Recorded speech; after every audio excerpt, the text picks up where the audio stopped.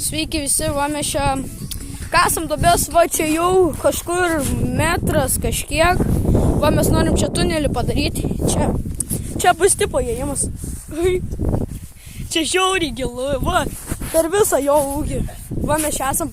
Čia va buvo visas namelis va pastatys, bet mes nugriovėm. Dabar va čia kasam. Bet čia vis tiek uždengsim stogą. Jo, mes čia stogą dėsim. Taip pat namelis. Nu. Nežinot.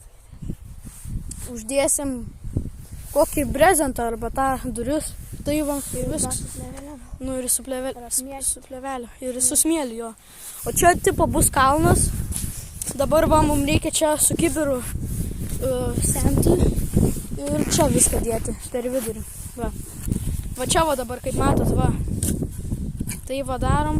O, detalė medinė. Va, nu tai šitaip darysim, va. Nu, karočią visiems atėm, varau padėti.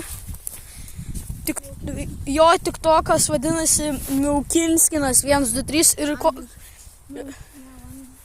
ir pala dar Jokūbas Toliušis, tenai jisai irgi stato namelį pas save namuose.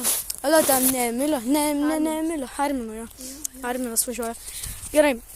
Tai aš einu jam padėti, va čia va, nes tipo jisai čia kasa ir čia viskas griūva.